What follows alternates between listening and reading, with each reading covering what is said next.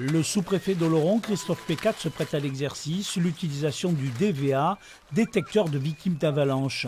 Ce 1er mars marque la journée internationale de la protection civile, l'occasion pour les services de l'État d'une opération de sensibilisation sur la sécurité en montagne. J'ai découvert l'utilisation du DVA, dispositif de protection d'avalanche, des découvertes d'avalanche. Effectivement, c'est très intéressant. On voit qu'en tout cas en montagne, il y a toujours des dangers potentiels et il faut être équipé. Il faut prendre effectivement la montagne comme un élément sérieux, et avec un élément naturel, mais avec toujours des dangers potentiels. Plusieurs vacanciers ont participé à l'atelier recherche de victimes d'avalanche, pour beaucoup une découverte. En effet, avec la fermeture des remontées mécaniques, plus de 60% des touristes sont cette année des nouveaux usagers de la montagne. On fait avec la sonde, donc on fait un petit périmètre au départ, à peu près de 15. Et on sent une résistance, ou on sent la terre, quoi. Voilà.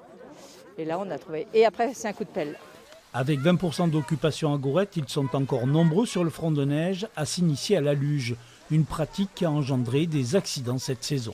Beaucoup n'ont pas de casque. Donc on va les sensibiliser sur l'intérêt du port de casque, même en luge. Il y a beaucoup de percussions. Quand il y a des blessés en luge, c'est souvent suite à des percussions entre les gens qui descendent en luge et les gens qui remontent.